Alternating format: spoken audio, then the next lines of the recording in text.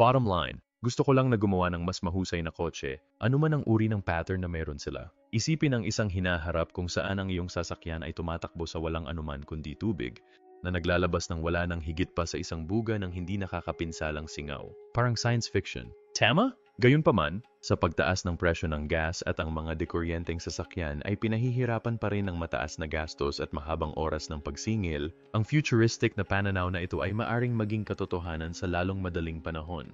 Isang brand ang pumapasok lahat sa konsepto. Bueno, ito ay walang iba kundi ang Toyota, na ang CEO ay nagsiwalat ng kanilang makina ng tubig at ito ay handa na para sa mass production, na lahat ay handa para sa pagyanig sa industriya ng EV. Ang revolusyonaryong teknolohiyang ito, na binuo sa proseso ng electrolysis, ay maaring baguhin sa panimula kung paano natin pinapagana ang ating mga sasakyan. Tingnan natin ang kinabukasan ng malinis na kadaliang kumilos at kung bakit natin ito kailangan. Ang problema sa kasalukuyang mga teknolohiya sa transportation. Ayon sa International Energy Agency o IEA, mayroong mahigit 4 bilyong sasakyan sa buong mundo na may humigit kumulang 90% na umaasa sa mga internal combustion engine na nagsusunog ng fossil fuels. Ang pagkalat na ito ay dumating sa isang matarik na pang-ekonomiya at kapaligiran na gastos. Isa sa mga pinakaagarang alalahanin para sa mga mamimili ay ang pabago-bago ng presyo ng gasolina. Sa Estados Unidos lamang, ang presyong gas ay umabot sa pinakamataas na average na $5 o 2 bawat galon noong Hunyo 2022, ang pinakamataas sa kasaysayan ng bansa. Ang mga gastos na ito ay mas mataas pa sa mga rehiyon na labis na nagbubuwis ng gasolina, gaya ng Europe, kung saan ang mga presyo ay umabot sa mahigit $7 kada galon sa mga bansang tulad ng Netherlands. Ang financial na strain sa karaniwang mga driver ay malaki. Sa gayon, ang paglipat sa mas malinis na transportation ay kinakailangan mula sa pananaw sa pananalapi. Bukod dito, ang pagkonsumo ng gasolina ay may malubhang epekto sa kapaligiran. Ang pagsunog ng mga fossil fuel ay naglalabas ng malaking halaga ng carbon dioxide, isang pangunahing contributor sa pagbabago ng klima. Sa karaniwan, ang isang typical na kotseng pinapagana ng gasolina ay naglalabas ng humigit kumulang 6 metrikong tonelada ng carbon dioxide taon-taon, ayon sa Environmental Protection Agency. Hindi kasama dito ang mga karagdagang emisyon mula sa pagkuha ng gasolina, pagpino at transportation, na lalong nagpapalala sa epekto sa kapaligiran. Bukod pa rito, ang particulate matter at nitrogen oxides mula sa tambutso ay nakakatulong sa pollution sa hangin na nagdudulot ng mga issue sa paghinga at pagkasira ng kapaligiran. Iniuugnay ng World Health Organization ang humigit kumulang 2 milyong na paaga na pagkamatay bawat taon sa pollution sa hangin na karamihan ay nauugnay sa mga emisyon ng sasakyan. Ang mga dekuryenteng sasakyan ay lumitaw bilang isang maaasahang alternatibo sa mga maginoon na sasakyan, higit sa lahat dahil sa kanilang potensyal na bawasan ang mga greenhouse gas emissions.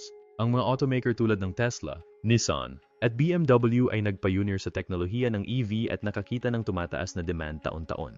Gayunpaman, sa kabila ng paglagong ito, ang mga EV ay nahaharap sa patuloy na mga hamon na pumipigil sa kanila na ganap na palitan ang mga sasakyang pang-gasolina. Ang isa sa pinakamahalagang hadlang sa malawakang paggamit ng EV ay ang gastos. Habang bumababa ang mga presyo, nananatiling mataas ang mga ito para sa maraming mamimili. Ang average na presyo ng isang bagong dekuryenteng sasakyan sa United States ay humigit kumulang $59,062, habang ang average na presyo ng isang bagong sasakyang pinapagana ng gasolina ay humigit kumulang $49,000, na ginagawang mas mahal ang mga EV sa karaniwan kaysa sa kanilang mga katapat sa gasolina. Ang agwat sa presyo na ito ay higit sa lahat dahil sa halaga ng mga baterya ng lithium-ion na bumubuo ng humigit kumulang 30-40% ng kabuuang gastos sa production ng isang EV, habang ang mga kumpanya tulad ng Tesla at General Motors ay namuhunan ng malaki sa pagbabawas ng mga gastos na ito. Ang mga tagumpay sa abot-kayang teknolohiya ng baterya ay nananatiling mailap. Ang pagsingil sa infrastruktura ay isa pang malaking balakid. Bagamat lumalawak ang mga network, mas matagal pa rin ang pag-charge sa isang dekuryenteng sasakyan kaysa sa pag-refuel ng gasolina ng kotse. Ang isang karaniwang charger sa bahay ay tumatagal ng humigit kumulang 8 to 12 oras upang ganap na ma-charge ang isang EV, habang kahit na ang mga mabilis na supercharger ay tumatagal ng 30 minuto upang maabot ang 80% na kapasidad. Ang pinahabang downtime na ito ay hindi practical para sa maraming mga driver, lalo na sa mga nasa mahabang paglalakbay o walang access sa mga pribadong istasyon ng pagsingil. Bukod dito, Nananatiling hindi pantay-pantay ang availability ng station ng pagsingil, lalo na sa mga rural at papaunlad na lugar, na lumilikha ng mga desyerto sa pagsingil na humahadlang sa mga potential na mamimili. Bagamat ang mga dikuryenteng sasakyan ay naglalabas ng mas kaunting carbon dioxide sa panahon ng operation kumpara sa mga sasakyang gasolina, ang kanilang environmental footprint ay malayo sa balewala. Ang mga batteryang lithium-ion na nagpapagana sa karamihan ng mga EV ay umaasa sa lithium, cobalt, at nickel, mga mineral na kadalasang mina sa ilalim ng mga kondisyong pinagdududahan sa kapaligiran at sa etika. Ang pagkuha ng lithium mula sa mga brine pool, pangunahin sa Lithium Triangle ng South America na binubuo ng Argentina, Bolivia, at Chile, ay kumukonsumo ng napakalaking dami ng tubig. Sa Salar de Atacama ng Chile, ang pagmimina ng lithium ay kumukonsumo ng napakalaking 65% ng tubig sa rehiyon na nagbabanta sa lokal na agriculture at ecosystem. Bukod dito, ang cobalt, na pangunahing nagmula sa Democratic Republic of Congo, ay nagtaas ng mga alalahanin sa karapatang pantao dahil sa child labor at mapanganib na mga kondisyon sa pagtatrabaho. Ang paggawa ng mga EV na baterya ay naglalabas din ng malaking halaga ng carbon dioxide. Tinatantya ng isang pag-aral na inilathala sa journal Nature na ang paggawa ng isang bateryang EV ay maaring makabuo ng hanggang 5 metricong tonelada ng carbon dioxide, lalo na kapag ang enerhiya na ginagamit para sa production ay nagmumula sa mga fossil fuel. Nangangahulugan ito na ang isang EV ay dapat na hinimok sa loob ng ilang taon upang mabawi ang mga emisyon na nabuo sa panahon ng paggawa nito. Dahil sa mga hamon na nauugnay sa parehong gasolina at dekuryenteng mga sasakyan, malinaw na ang sektor ng transportation ay nangangailangan ng isang mas napapanatiling at practical na alternatibo. Sa layuning ito, pinangungunahan ng Toyota ang mga sasakyang pinapagana ng hydrogen na gumagamit ng tubig bilang pinagmumulan ng gasolina. Well, hindi direkta, ngunit sa kahulugan na ang kanilang hydrogen fuel ay electrolyzed mula sa tubig, at kapag ang makina ay tapos na sa trabaho nito, ang tanging byproduct ay singaw ng tubig. Ang hydrogen ay may mas mataas na density ng enerhiya kaysa sa mga baterya ng lithium-ion. Ibig sabihin, maaari itong mag-imbak ng mas maraming enerhiya sa bawat unit ng timbang. Hindi lamang nito pinalawak ang hanay ng mga sasakyang pinapagana ng hydrogen, ngunit ginagawang mas angkop din ang mga ito para sa mga application kung saan kulang ang mga sasakyang dekuryenteng baterya, gaya ng long-haul trucking. Bukod pa rito, ang pamumuhunan ng Toyota sa pagbabawas ng mga gastos sa production ng hydrogen ay higit na nagpapahusay sa pagiging posible ng ekonomiya ng teknolohiyang ito. Kaya, ano ang magiging susunod na hakbang ng Toyota? Ang makinang pinapagana ng tubig ng Toyota. Ang pangunahing prinsipyo sa likod ng water-powered engine ng Toyota ay nakasalalay sa paghiwa-hiwalay ng tubig sa mga elemental na bahagi nito, hydrogen at oxygen, at paggamit ng nagresultang hydrogen bilang gasolina. Ang diskarte ng Toyota sa paggamit ng tubig bilang gasolina ay kumakatawan sa isang makabuluhang pag-alis mula sa parehong maginoo na mga makinang pinapagana ng gasolina at mga dekuryenteng sasakyan. Hindi tulad ng mga gasoline engine na naglalabas ng carbon dioxide at iba pang mga pollutant o mga dekuryenteng sasakyan na may malaking carbon footprint ang mga baterya, layunin ng teknolohiyang pinapagana ng tubig ng Toyota na magkaroon ng zero emissions. Ang byproduct ng hydrogen combustion sa isang fuel cell ay simpleng singaw ng tubig. Ang electrolysis ay ang pangunahing proseso na nagbibigay daan sa makinang pinapagana ng tubig ng Toyota na gumana. Sa mga pangunahing termino, ang electrolysis ay nagsasangkot ng pagpasa ng isang electric current sa pamamagitan ng tubig na sinisira ang mga molecular bonds sa pagitan ng hydrogen at oxygen atoms.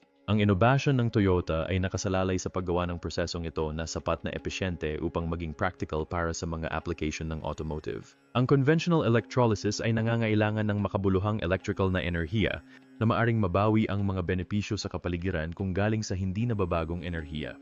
Upang matugunan ito, ang Toyota ay tumutuon sa pagsasama ng renewable energy sources tulad ng solar o wind power para mapalakas ang proseso ng electrolysis. Ang isang magandang pag-unlad ay ang paggamit ng mga photovoltaic cell upang makabuo ng kuryente ng direkta mula sa sikat ng araw na pagkatapos ay nagpapagana sa proseso ng paghahati ng tubig. Ang kombinasyong ito ng solar energy at electrolysis ay makabuluhang binabawasan ng carbon footprint na lumilikha ng closed-loop system kung saan ang tubig ang parehong pinagmulan at ang byproduct. Bukod dito, tinutuklasan ng Toyota ang mga advanced na pamamaraan ng electrolysis na nagpapahusay sa kahusayan tulad ng high-temperature electrolysis, na nagpapatakbo sa mataas na temperatura sa paligid ng 700 hanggang 1,000 degrees Celsius upang mapababa ang enerhiya na kinakailangan para sa production ng hydrogen. Ang mga solid oxide electrolyzer cell ay nangunguna sa teknolohiyang ito dahil binabawasan nila ang kuryenteng kailangan sa pamamagitan ng paggamit ng init mula sa mga prosesong pang-industriya o geothermal na pinagmumulan. Kapag ginawa, ang hydrogen gas ay iniimbak sa mga tangke na may mataas na presyon at pinapakain sa isang fuel cell kung saan ito ay tumutugon sa oxygen upang makabuo ng kuryente. Ang ginawang kuryente ay nagpapagana sa dekuryenteng motor na nagtutulak sa sasakyan. Dahil ang tanging emission mula sa reaksyong ito ay purong singaw ng tubig, ang mga sasakyan ng hydrogen fuel cell ay inuri bilang mga zero-emission na sasakyan. Ang pangunahing sasakyang pinapagana ng hydrogen ng Toyota, ang Mirai, ay nagpapakita ng practical na application ng teknolohiya. Ang pinakabagong pag-ulit ng kotse ay nagtatampok ng high-pressure hydrogen storage system na humahawak ng humigit kumulang 5-6 kilo ng hydrogen na nagbibigay daan sa isang driving range na humigit kumulang 402 milya or 647 km sa isang tangke. Ang fuel cell stack ng kotse ay naghahatid ng maximum na power output na 134 kW 182 HP at isang torque na 300 Nm. Ang proseso ng refueling ay maihahambing sa pagpuno ng isang tangke ng gasolina na tumatagal lamang ng 3 hanggang 5 minuto sa isang istasyon ng hydrogen. Bilang karagdagan sa mga benepisyong pangkapaligiran, ang mga makinang pinapagana ng hydrogen ay nag-aalok ng iba't ibang kalamangan sa mga sasakyang dekuryenteng baterya. Habang ang karamihan sa mga EV ay nagpupumilit na lumampas sa 300 milya sa isang single, ang mga sasakyang pinapagana ng hydrogen tulad ng Mirai ay komportabling makakamit ang 400 milya na ginagawa itong mas practical para sa malayuang paglalakbay. Higit pa rito, ang mabilis na oras ng pag-refueling ay nag-aalis ng saklaw ng pagkabalisa na kadalasang nauugnay sa mga dekuryenteng sasakyan. Ang kahusayan sa gastos ay isa pang promising na aspeto. Bagamat maaring magastos ang kasalukuyang production ng hydrogen, na may average na humigit kumulang 13 bawat kilo sa US, aktibong nagtatrabaho ang Toyota sa pagbabawas ng mga gastos sa pamamagitan ng mga pamamaraan tulad ng paggamit ng mas murang mga catalyst sa electrolysis at pamumuhunan sa mga pasilidad ng produksyon ng birding hydrogen. Habang bumubuti ang economies of scale at mas maraming renewable-powered electrolyzers ang itinayo, ang halaga sa bawat kilo ay inaasahang bababa ng malaki. Nilalayo ng Toyota na maabot ang katumbas ng gastos sa gasolina sa kalagitnaan ng 2030s. Ang production at pag-iimbak ng hydrogen ay traditional na nagdulot ng mga hamon, ngunit ang diskarte ng Toyota ay naglalayong gawing simple ang pareho. Sa halip na umasa sa fossil fuel-derived hydrogen, ang focus ay sa paggamit ng electrolysis na pinapagana ng renewable energy. Ang mga innovation tulad ng proton exchange membrane electrolyzers at alkaline electrolyzers ay ginagawang mas mahusay at nasusukat ang production ng hydrogen. Bukod dito, tinutuklasan ng Toyota ang potential ng paggamit ng ammonia bilang isang hydrogen carrier dahil madali itong matunaw at madala. Kapag ginawa, ang hydrogen ay inimbak sa magaan, carbon fiber reinforced na mga tangke sa mga presyo na humigit kumulang 700 bar o 10,000 pounds bawat square inch. Ang advanced na disenyo ng tangke ng Toyota ay hindi lamang nagpapabuti sa kaligtasan ngunit pinapataas din ang kapasidad ng imbakan na binabawasan ang pangangailangan para sa madalas na pag-refuel. Bilang karagdagan, ang kumpanya ay nakikipagtulungan sa mga developer ng infrastruktura ng hydrogen upang palawakin ang network ng mga istasyon ng refueling, lalo na sa mga rehiyon tulad ng California at Europe kung saan bumibilis ang paggamit ng hydrogen. Bueno, lahat ng ito ay maganda sa PayPal, ngunit ano ang maari nating asahan? Ang track record at mga inobasyon ng Toyota.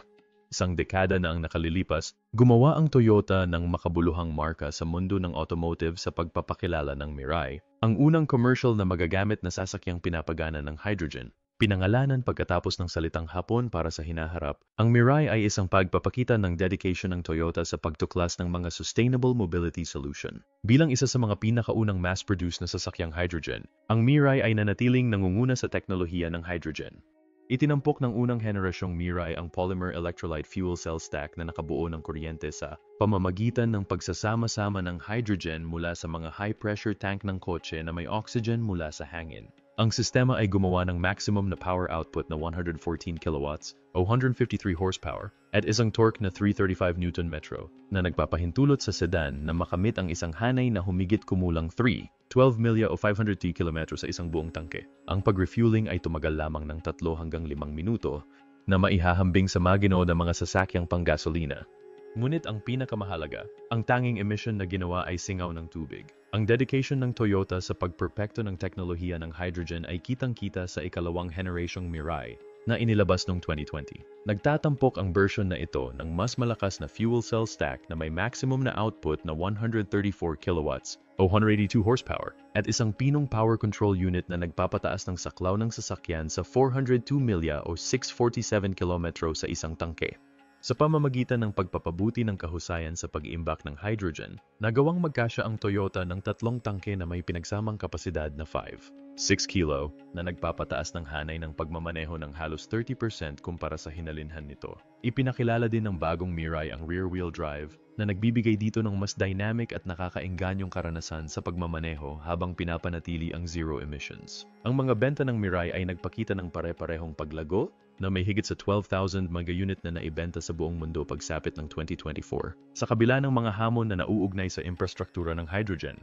Ang katanyagan ng modelo ay particular na kapansin-pansin sa Japan, US at Europe, kung saan aktibong sinusuportahan ng mga pamahalaan ang teknolohiya ng hydrogen. Habang lumalawak ang mga istasyon ng hydrogen refueling, lalo na sa mga rehiyon tulad ng California, Germany at Japan, patuloy na itinutulak ng Toyota ang mas malawak na paggamit ng Mirai at mga katulad nito. Kita mo, habang ang tagumpay ng Mirai ay napatunayan ang posibilidad na mabuhay ng hydrogen bilang isang automotive fuel, ang Toyota ay hindi tumigil sa pagbabago.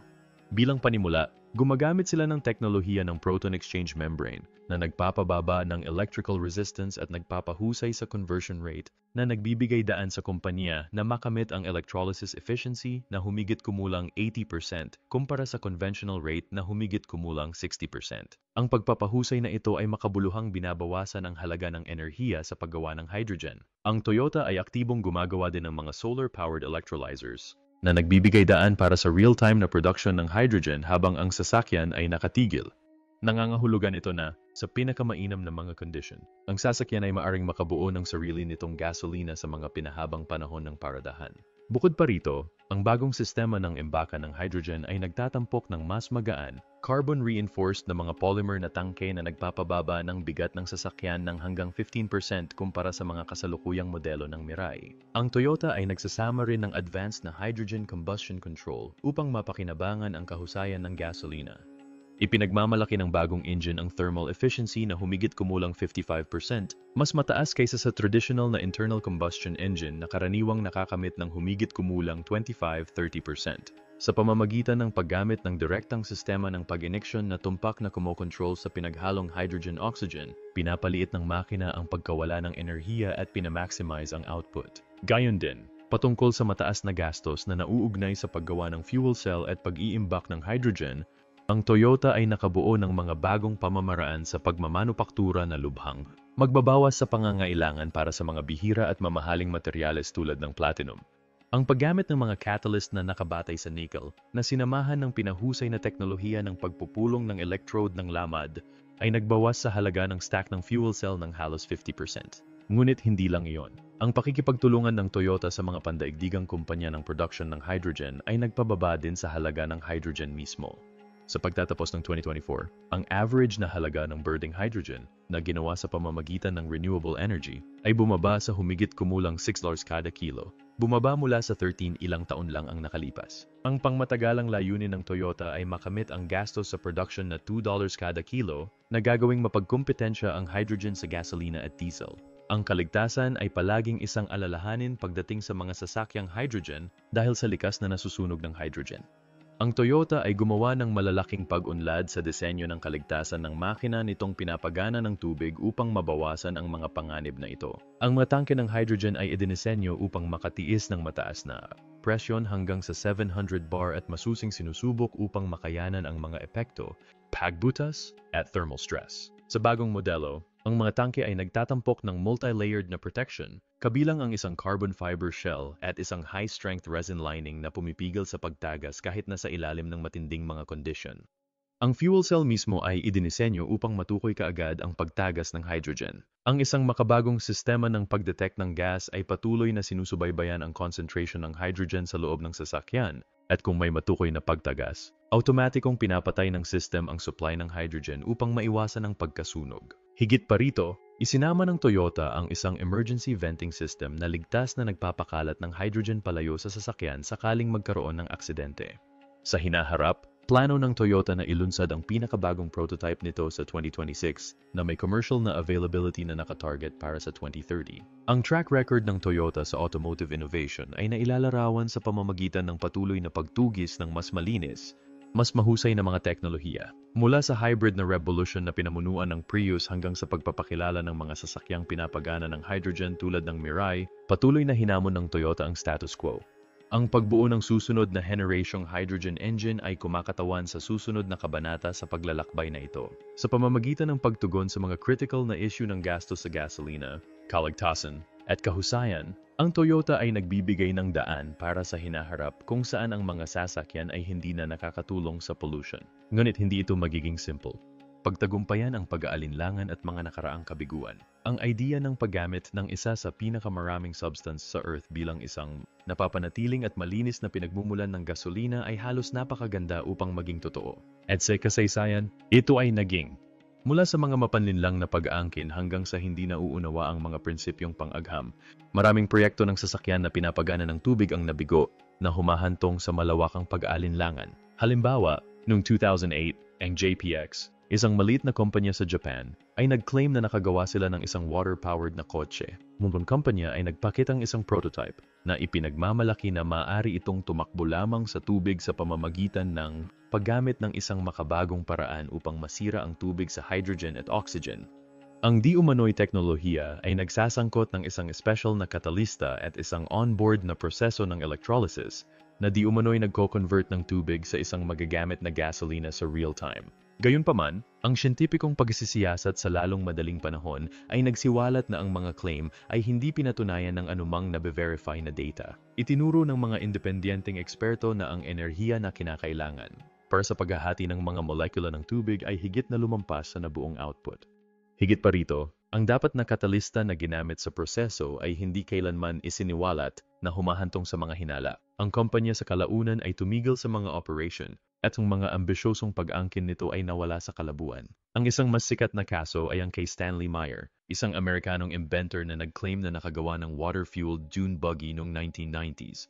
Iginiit ni Meyer na ang kanyang sasakyan ay maaaring maglakbay sa buong Estados Unidos sa 22 gallons lamang ng tubig, gamit ang isang water fuel cell na di umano'y nasira ang tubig sa hydrogen at oxygen na sapat na mahusay upang paganahin ang isang panloob na combustion engine. Ang kanyang mga demonstration ay nakakuha ng makabuluhang atensyon ng publiko at si Meyer ay nakakuha pa ng maraming mga patent na may kaugnayan sa kanyang invention. Gayunpaman, ang mga paghahabol ni Meyer ay pinabulaanan pagkatapos ng isang kaso noong 1996, kung saan pinasiyahan ng korte na ang kanyang teknolohiya ay mapanlinlang. Ang mga ekspertong saksi ay nagpatutuo na ang aparato ni Meyer ay lumabag sa mga batas ng pisika, lalo na ang prinsipyo ng pagtitipid ng enerhiya. Pagkatapos ng kanyang biglaan at controversial na pagkamatay noong 1998, lumitaw ang mga teorya ng pagsasabwatan, ngunit walang kapani-paniwalang ebidensya na sumusuporta sa kanyang imbensyon na lumitaw. Ang makinang pinapagana ng tubig ng Toyota ay kapansin-pansing naiiba sa mga nabigong pagtatangka na ito at mga controversial na paghahabol. Hindi tulad ng JPX at Meyer, ang proyekto ng Toyota ay binuo sa isang mahusay na nauunawaan na proseso ng paghahati ng tubig sa hydrogen at oxygen, ngunit hindi sa loob ng kotse. Tanging ang hydrogen na nakuha mula sa prosesong ito ang mapupunta sa tangke ng gasolina ng kotse. Ang isa sa mga patentong Toyota, na inihain noong 2023, ay nagdetalye ng isang revolutionaryong electrolysis unit na idinisenyo para sa paggamit ng sasakyan. Gumagamit ang system ng high-efficiency proton exchange membrane na kapansin-pansing binabawasan ang pagkawala ng enerhiya sa panahon ng produksyon ng hydrogen. Higit pa rito, ang kredibilidad ng Toyota sa larangan ng mga alternatibong sasakyang pang-enerhiya ay mahusay na itinatag. Ang matagumpay na paglunsad ng kumpanya ng Prius Hybrid noong 1997 na naging pinakamahusay na nagbebenta ng hybrid na sasakyan ay nagpapakita ng pangako ng Toyota sa napapanatiling pagbabago. Kasunod nito, ang paglulunsad ng Toyota Mirai na pinapagana ng hydrogen noong 2014 ay nagmarka ng isa pang milestone na nagpapatunay sa kakayahan ng Toyota na isalin ang mga konseptong teknolohiya sa maaasahan at handa sa merkado ng mga produkto. Ipinakita rin ng Toyota ang mga functional na prototype ng revolutionaryong makina nito sa mga automotive exhibition na nag-aanyaya sa mga eksperto na suriin ang teknolohiya. Ang kumpanya ay namuhunan ng higit sa 13 billion sa pagsasaliksik ng hydrogen at alternatibong gasolina mula noong 2010 at ang pakikipagtulungan nito sa mga pandaigdigang kumpanya ng enerhiya ay nagpalakas sa infrastruktura na kailangan para sa malawakang paggamit ng hydrogen. Ang pasilidad ng pagsasaliksik ng Toyota sa Japan at US ay aktibong nagtatrabaho sa pag-optimize ng makinang pinapagana ng tubig na tumutuon sa pagpapaliit sa laki ng mga unit ng electrolysis habang pinapahusay ang kahusayan ng gasolina. Ang thermal efficiency ng kasalukuyang prototype na sinusukat sa 55% ay nagmamarka ng isang makabuluhang pagpapabuti sa traditional na internal combustion engine na may average na humigit kumulang 30%. Ang maingat ngunit tiwala na diskarte ng Toyota ay nakatulong sa Toyota na bumuo ng tiwala sa isang larangan na puno ng pag-alinlangan. Ang agham sa likod ng makina ng tubig ng Toyota. Ang Toyota ay matagal nang nangunguna sa automotive innovation at ang pangunguna nito sa teknolohiya ng hydrogen fuel ay walang pagbubukod. Habang ang mundo ay nakikipagbuno sa epekto sa kapaligiran ng mga fossil fuel at ang mga limitation ng mga dikuryenteng sasakyan, ang pagtutok ng Toyota sa mga makinang pinapagana ng tubig ay lumalabas bilang isang potential na revolutionaryong solusyon.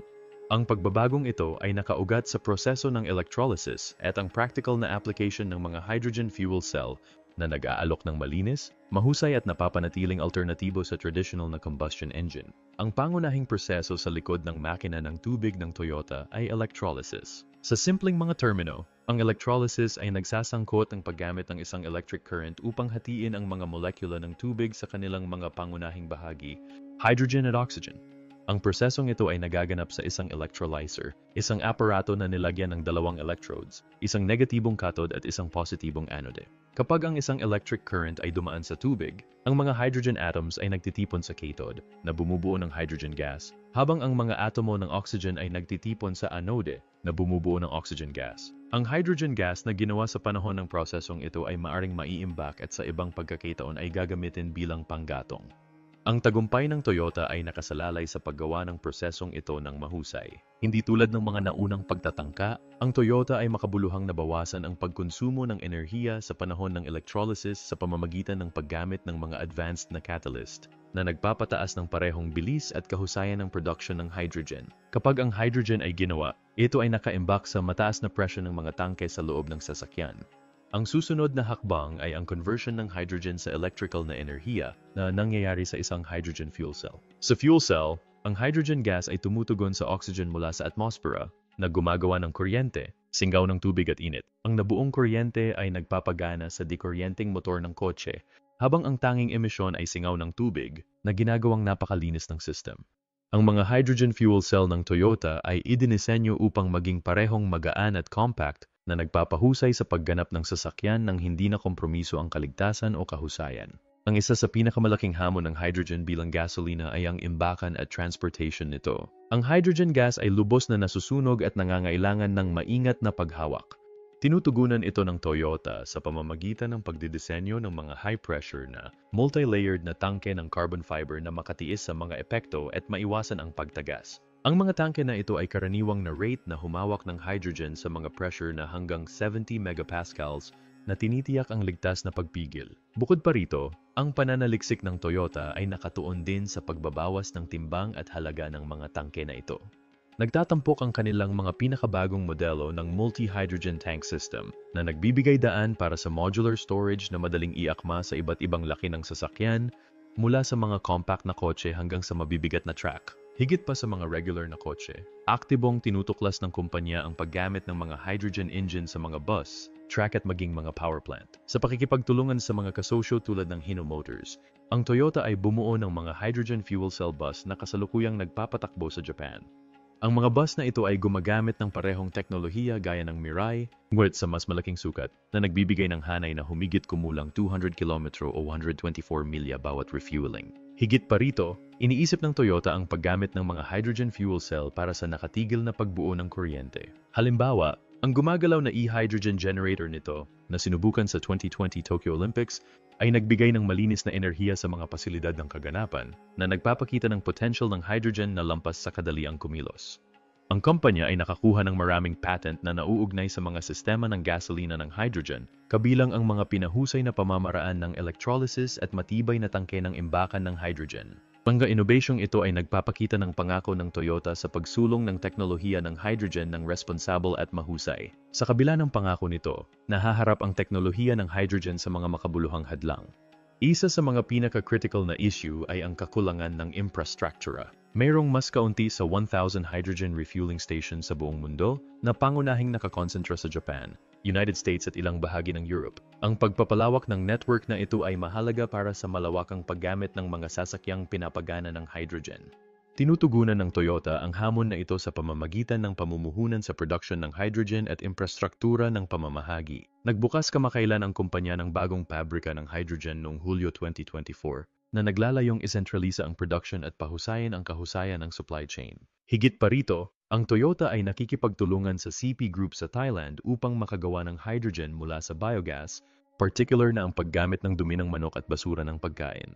Ang makabagong diskarte na ito ay hindi lamang binabawasan ang mga emisyon ngunit tinatalakay din ang problema sa pamamahala ng basura. Kasama rin sa patuloy na pananaliksik ng Toyota ang Liquid Hydrogen Project na naglalayong pataasin ang density ng enerhiya at bawasan ang mga hamon sa imbakan. Ang likidong hydrogen na nakaimbak sa -253 degrees Celsius or -423 degrees Fahrenheit ay may mas mataas na density ng enerhiya kaysa sa gas na hydrogen na ginagawa itong particular na angkop para sa mga heavy-duty na commercial na sasakyan.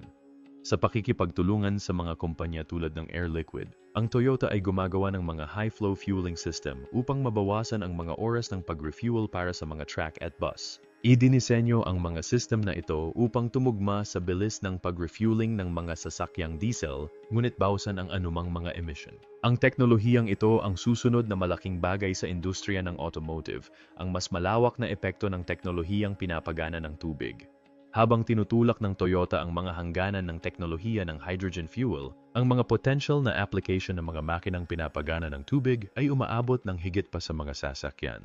Ang mas malawak na epekto ng makabagong diskarte na ito ay maaaring makabuluhang baguhin. Hindi lamang ang transportation kundi pati na rin ang mga pandaigdigang sistema ng enerhiya. Higit pa sa mga application ng sasakyan, ang mga hydrogen fuel cell ay maaaring magsilbi bilang maasahan at napapanatiling mga mapagkukunan ng enerhiya para sa mga nakatigil na application. Halimbawa, tinutuklasan ng Toyota ang paggamit ng hydrogen sa pagpapalakas ng mga gusali at data center. Maring i-scale ang konseptong ito sa mga power residential complex, corporate office at critical na infrastruktura tulad ng mga hospital at data center na makabuluhang binabawasan ang pag-uumasa sa traditional na mga power grid. Sa mga setting ng industriya, ang hydrogen ay maaari ding maglaro ng isang transformative na papel. Ang mga industriya na umasa sa mabibigat na makinarya, tulad ng pagmamanupaktura at pagmimina, ay kadalasang kumukonsumo ng napakaraming enerhiya na nagmula sa mga fossil fuel. Iniisip ng Toyota ang paggamit ng mga makinang pinapagana ng hydrogen upang bawasan ang carbon footprint ng mga sektor na ito. Bilang karagdagan, ang paggamit ng likidong hydrogen sa mga pang-industriya na application ay maaring mapadali ang mahusay na pag-iimbak ng enerhiya na nagbibigay ng buffer laban sa mga kakulangan sa kuryente. Ang pagtaas ng teknolohiya ng hydrogen ay nagdudulot ng isang malaking hamon sa kasalukuyang pangingibabaw ng mga dekuryenteng sasakyan, particular ang mga mula sa China at Estados Unidos. Sa kasalukuyan, nangunguna ang China sa pandaigdigang merkado ng EV na may mga kumpanyang tulad ng BYD at NIO na gumagawa ng milyon-milyong sasakyan na pinapagana ng baterya taon-taon. Samantala, pinasikat ng mga higanteng Amerikano tulad ng Tesla ang mga long-range electric vehicle. Gayunpaman, mga EV daw ito ay lubos na umaasa sa mga baterya ng lithium-ion. Ang production nito ay puno ng mga alalahanin sa kapaligiran, kabilang ang mga issue sa pagmimina ng lithium at pagtatapon ng baterya. Ang tagumpay ng Toyota ay maaring humantong sa isang mas malinis, mas mura at mas mahusay na alternatibo sa mga kasalukuyang teknolohiya. Sa pamamagitan ng mga pagpapabuti sa tibay ng fuel cell, pag-iimbak ng hydrogen at kahusayan sa electrolysis, maaaring malampasan ng Toyota ang mga kasalukuyang hamon na nauugnay sa produksyon at pamamahagi ng hydrogen. Ang inobasyong ito ay umaayon sa mas malawak na pananaw ng kumpanya sa paglikha ng carbon-neutral na mobility sa 2050. Dapat itanong sa sarili, maaari bang palitan ng mga sasakyang hydrogen cell ang mga dekuryenteng sasakyan? Ang hydrogen cell na sasakyan at mga dekuryenteng sasakyan ay madalas na nakikita bilang mga kakumpetensya sa karera patungo sa napapanatiling transportasyon. Gayunpaman, sa nahalip na ganap na palitan ng isa ang isa, mas kapanipaniwala na ang dalawang teknolohiyang ito ay magkakasamang mabubuhay. Bawat isa ay tumutugon sa mga particular na pangangailangan at kalagayan. Ang mga dekuryenteng sasakyan ay lubos na mahusay para sa maikli hanggang katamtamang pag-commute, lalo na sa mga setting ng urban at suburban. Nag-aalok ang mga ito ng tahimik, makinis na mga biyahe at lalong naging popular dahil sa pagpapalawak ng infrastruktura sa pag-charge at pinahusay na hanay ng baterya. Ipinagmamalaki na ngayon ng mga pinakabagong modelo ng EV ang mga saklaw na lampas sa 300 milya sa isang singil na ginagawang angkop ang mga ito para sa karamihan ng mga pang-araw-araw na pangangailangan sa pagmamaneho. Sa kabaligtaran, ang mga sasakyang hydrogen cell ay napakahusay sa mga situation kung saan ang malalayong distansya at mabilis na pag-refueling ay mahalaga. Ang pangunahing bentahe ng mga sasakyang hydrogen cell ay ang kanilang mabilis na oras ng pag-refuel, karaniwang wala pang 5 minuto na may hahambing sa mga sasakyang panggasolina. Ginagawa nitong particular na kaakit-akit ang mga ito para sa commercial na paggamit. Ang the heavy-duty na application, gaya ng mga truck na pinapagana ng hydrogen ni Nikola, ay sinusuri na sa mga rutang pang-commercial. Ang the EV ay pinaka-practical sa mga lugar na makapal ang population kung saan sagana ang mga charging station. Ang mga naninirahan sa lungsod na may mga setup ng pagsingil sa bahay o access sa mga pampublikong charger ay nakakahanap ng mga EV na lubos na maginhawa at matipid. Sa kabilang banda, maaaring mangibabaw ang mga sasakyang hydrogen cell sa kanayunan o malalayong lugar kung saan kalat ang infrastruktura sa pagsingil. Ngunit ang mga estasyon ng hydrogen refueling ay maaaring madiskarteng ilagay sa mga pangunahing ruta ng transit. Bukod dito, ang mga industriya ng abyasyon at dagat, kung saan ang bigat at kapasidad ng baterya ay nagdudulot ng mga hamon, ay maaaring makahanap ng hydrogen fuel na mas angkop. Ang Airbus, halimbawa, ay naggalugad ng sasakyang panghimpapawid na pinapagana ng hydrogen at ang Kawasaki Heavy Industries ay gumagawa ng mga barkong pinapagana ng hydrogen. Parehong may mga hamon sa kapaligiran ang mga EV at hydrogen cell na sasakyan, ngunit nag-aalok din sila ng mga makabuluhang bentahe kaysa sa mga sasakyang fossil fuel. Ang mga EV ay gumagawa ng zero emissions sa panahon ng operation ngunit nahaharap sa batikos dahil sa gastusin sa kapaligiran ng pagmimina ng lithium at pagtatapon ng baterya. Ang mga sasakyang hydrogen cell, sa kabilang banda, ay naglalabas lamang ng singaw ng tubig, ngunit may pangangailangan para sa higit pang mga pagsulong sa production ng hydrogen upang mabawasan ang mga gastos. Ang mga kamakailang pagsulong ng Toyota sa teknolohiya ng hydrogen, kabilang ang mga pagsisikap na gumawa ng hydrogen mula sa biogas sa Thailand, ay nagpapakita na ang napapanatiling production ng hydrogen ay magagawa. Habang umuunlad ang infrastruktura at nagiging mas malawak ang birding hydrogen, ang epekto sa kapaligiran ng mga sasakyang hydrogen cell ay makabuluhang bababa. Dapat hikayatin ng mga pampublikong patakaran ang parehong teknolohiya sa pamamagitan ng pamumuhunan sa pagsingil sa infrastruktura para sa mga EV at mga istasyon ng hydrogen refueling para sa mga HCV. Ang Japan, South Korea, at ilang mga bansa sa Europa ay pinalalakas na ang dual approach na ito. Ang patakaran ng California na mag-install ng 1,000 hydrogen station pagsapit ng 2030, kasama ng matatag na infrastruktura ng EV nito, ay nagpapakita ng balanseng diskarte na maaring magsilbing modelo para sa ibang mga rehiyon. Sa magkakaibang ecosystem na ito, nakikinabang ang mga consumers sa pagpili sa pamamagitan ng pagpili ng teknolohiyang pinakaangkop sa kanilang pamumuhay, location, at mga pattern ng paggamit. Maaring tumutok ang mga automaker sa mga hybrid na diskarte, tulad ng nakikita sa Toyota at Hyundai na namumuhunan sa parehong mga teknolohiyang EV at hydrogen. Ang patuloy na pagtutok ng Toyota sa teknolohiya ng hydrogen ay nagmumungkahi na ang kumpanya ay naghahanda para sa isang hinaharap kung saan ang mga fossil fuel ay inalis at ang pag-asa sa baterya ay mababawasan. Habang mas maraming automaker ang interesado sa hydrogen power, malamang na tumindi ang competition sa pagitan ng hydrogen at electric vehicle na humahantong sa mabilis na pag-unlad ng teknolohiya at mas mababang gastos. Nasasaksihan natin ang kasaysayan sa paggawa. Well, yun lang muna. Salamat sa panonood. Nagustuhan mo ba ang video na ito? Kung ginawa mo, mangyaring isaalang-alang ang pag-like, pag-drop ng komento, at pagpindot sa button na mag-subscribe upang hindi ka makaligtaan sa aming mga bagong upload. Gayon din, huwag palampasin ang video na ito na nakikita mo sa iyong screen ngayon. Ito ay talagang hindi ka panipaniwala.